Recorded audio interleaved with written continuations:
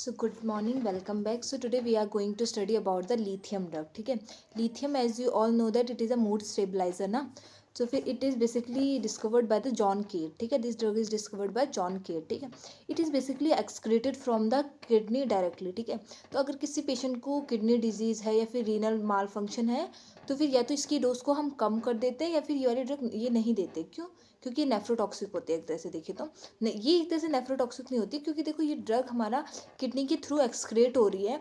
तो अगर हम किडनी माल फंक्शन है तो फिर पेशेंट का एक्सक्रीशन नहीं हो पाएगा. एक्सक्रीशन नहीं हो पाएगा तो इस वजह से टॉक्सिसिटी हो जाती है. Because it have a very narrow therapeutic range ना, दैट इज 0.5 to 1.5 मिलीकुलेंट पर लीटर. ठीक है, very narrow. So that's why if patient is suffering from any kidney malfunction or any renal disease, though we have to adjust the dose or we have not to give. ठीक है, it also have a anti-suicidal property because it is a mood stabilizer ना.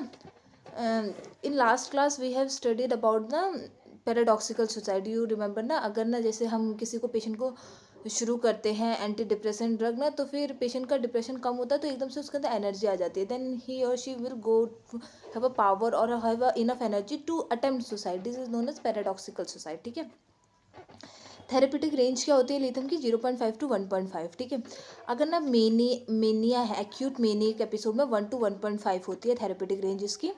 और अगर maintenance phase की बात करें जो 0.6 to 1.2, ये इसकी कुछ न्यूमेरिकल वैल्यूज़ ना इंपॉर्टेंट टू रिमेंबर है. ठीक है, और ना अगर ना 1.5 से आगे चले जाएगी, 1.5 से ज़्यादा चले जाते हैं तो हम ये टॉक्सिसिटी रेंज के अंदर मानते हैं. ठीक है, उसके अलावा ना हमें जब भी पेशेंट को लिथियम शुरू कर रहे हैं ना, तो लिथियम ना अगर जैसे हमने अभी डोज दी, ठीक है, तो फिर बेसिकली इसका टी हाफ जो होता है वो 1 डे होता है. टी हाफ 1 डे होता है.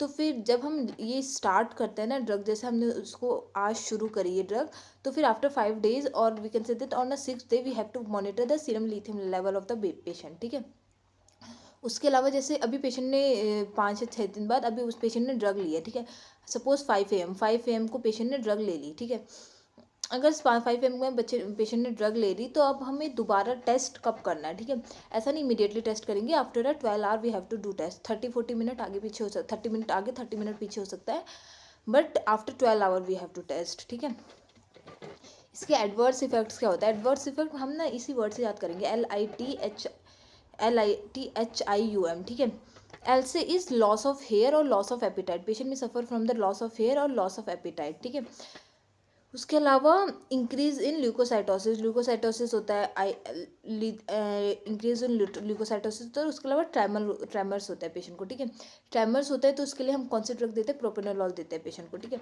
उसके अलावा हाइपोथायराइडिज्म भी हो सकता है, हाइपरथायराइडिज्म भी हो सकता है, और उसके अलावा पेशेंट को हाइपर पैराथायराइडिज्म होता है. ठीक है, उसके अलावा इंक्रीज यूरिनेशन इंक्रीज हो जाती है. और अगर हम देखें, अगर पेशेंट को डायबिटीज़ इंसिपिडस है, ठीक है, तो वो थायजाइड डाययूरेटिक्स में चलेगा. थायजाइड डाययूरेटिक्स में चलेगा तो इसकी वजह से क्या होता है, पेशेंट का बेसिकली जो लिथियम क्लियरेंस जो है वो डिक्रीज़ हो जाता है. ठीक है, अगर पेशेंट डायबिटीज़ इंसिपिडस के ट्रीटमेंट में है, अगर क्या कहते हैं लिथियम एक्सक्रीशन डिक्रीज़ हो जाता है तो फिर इसकी वजह से पेशेंट के अंदर लिथियम का लेवल बढ़ जाता है तो टॉक्सिसिटी होने के चांसेस होता है. तो this we have to monitor ना, और if we have to take history properly of the patient if he or she is in any another drug or not. ठीक है, इसके अलावा मैटरना देखिए तो अगर मदर ने at the time of pregnancy lithium drug में है मदर, ठीक है, तो फिर देर आर हाई चांसेस कि बेबी में be suffering from Ebstein anomaly. ठीक है, so these are all the side effects of the और adverse effect of the lithium drug. ठीक है, आफ्टर दैट हमें ना जब शुरू करना होता है लिथियम ड्रग, उससे पहले हमें कुछ टेस्ट करने होता है. क्यों? क्योंकि देखो जो लिथियम ड्रग होते हैं वो ल्यूकोसाइटोसिस इंक्रीज करते हैं, तो हमें पहले काउंट्स को देखना है. ठीक है, तो सबसे पहले पेशेंट का CBC देखना है. ठीक है, उसके अलावा KFT देखना है. KFT क्यों देखना है? क्योंकि पेशेंट ये ड्रग हमारा एक्सक्रीट ही किडनी से हो रही है, किडनी माल फंक्शन होगा या ऐसा कुछ भी प्रॉब्लम होती है तो हमें वो पता होना चाहिए, बेस लाइन हमें पता होना चाहिए. ठीक है, उसके अलावा थायराइड फंक्शन टेस्ट, मैंने बताया ना आपको, ये हाइपोथायराइडिज्म दोनों कॉज करते हैं तो हमें थायराइड फंक्शन टेस्ट भी करना होता है. और it is necessary to test whether the mother is a pregnant or not, because if she is a pregnant ना, then we have to consider another drug because in the reproductive age abstinence anomaly may be possible na.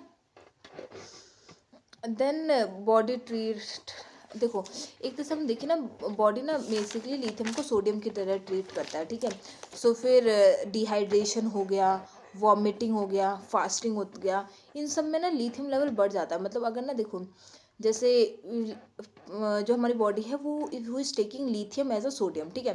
तो फिर dehydration में क्या होता है, dehydration में water loss बहुत ज़्यादा हो रहा है, तो फिर हमारी बॉडी क्या करती है, सोडियम को एब्जॉर्ब मतलब रिटेन करना शुरू कर देती है ताकि वाटर एब्जॉर्प्शन ज़्यादा हो सके, ठीक है। अगर वो लिथियम को भी एज अ सोडियम ले रही है तो वो लिथियम को भी एब्जॉर्ब करना शुरू कर देगी, तो हमारी बॉडी में लिथियम लेवल इंक्रीज हो जाता है, ठीक है। Same as a dehydration and fasting also, ठीक है। So lithium level we have to monitor in these conditions also, ठीक है। ट्रेमर्स जो होता है ना वो बेसिकली फाइन ट्रेमर्स होता है। अगर ना साइड इफेक्ट हो रहा है पेशेंट को, मतलब कि हाँ एकदम से शुरू लिथियम ले रहा है बट पेशेंट स्टार्टिंग में ट्रेमल शुरू हो गया, ठीक है, मीन साइड इफेक्ट आ रहा है। बट अगर पेशेंट को फाइन ट्रेमल्स हो रहे हैं, ठीक है, ऐसे ऐसे फाइन ट्रेमल्स हो रहे हैं, तो फिर वो क्या कहते हैं, साइड इफेक्ट मान जाएगा। बट अगर बहुत ज़्यादा कोर्स ट्रेमर हो रहे हैं, लगातार ट्रेमर्स हो रहे हैं, तो it will be a toxicity, then we have to also monitor the patient, ठीक है। अब ना टॉक्सिसिटी में अगर हम देखें तो mild toxicity, moderate to severe और सीवियर। माइल्ड टॉक्सिसिटी कब होता है, जब 1.5 से ज़्यादा होता है, बट एटलीस्ट 2 से तो कम ही होता है, ठीक है। तो पेशेंट को वॉमिटिंग हो सकता है, एब्डोमिनल पेन हो सकता है, ठीक है। वॉमिटिंग और एब्डोमिनल पेन ना जब पेशेंट का स्टार्टिंग में शुरू करता है ना तब भी वो करता है, तो फिर हम उसको कहेंगे कि ये एक नॉर्मल साइड इफेक्ट है, तो वेट फॉर सम टाइम, ठीक है। Then we have to check the lithium serum lithium level and और, ठीक है। उसके अलावा अटैक्सिया हो गया, निस्टैगमस हो गया, muscle weakness, this must be considered, ठीक है। Then moderate to severe that is 2 to 2.5 अगर चला जाता है तो पेशेंट को एनोरेक्सिया, नोजिया, वॉमिटिंग और hyper active deep tendon reflexes होते हैं, ठीक है। कन्वर्जन, स्टूपर हो गया, कॉमा हो गया, कार्डियोवैस्कुलर कोलैप्स, ये सब भी हो सकता है।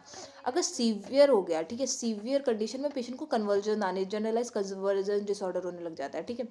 रीनल फेलियर हो सकता है, even if more severe then it can also lead to the death, ठीक है। सो it is very important to monitor the serum lithium level of a patient if you are starting the lithium drug, ठीक है।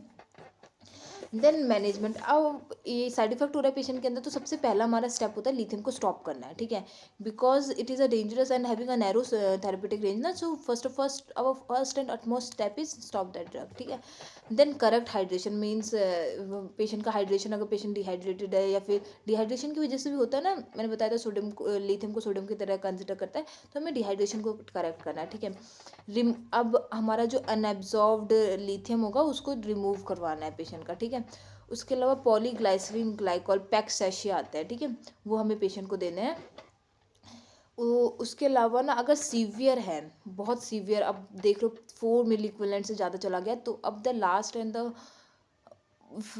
Eight the very end option is hemodialysis, ठीक है, we have to consider this. Now the nursing intervention, ठीक है। Nursing intervention hyper active, अगर ना patient का समझ लो हाइपर एक्टिव बिहेवियर है, ठीक है, बहुत ज़्यादा हाइपर एक्टिव बिहेवियर है, तो हमें कोशिश करना है कि ना पेशेंट का इन्वायरमेंट काम हो, क्वाइट हो। अगर ना वो very if there is too much chaos in the environment ना, then patients due to high environmental stimulation patient में बी मोर हाइपर एक्टिव, ठीक है। So we have to keep the environment quiet and have a minimum noise, ठीक है। if possible assign a single room to the patient, or we have to limit the interaction of the patient just for some time. Some very close relative may come with the patient and talk, and like this only, ठीक है। Loud sound हो गया, loud noise हो गया, ये सब चीज़ों को अवॉइड करना है, और ना पेशेंट के आसपास मिनिमम फर्नीचर्स को रखना है ताकि रिस्क ऑफ एनी फॉल और इंजरी कैन बी अवॉइडेड।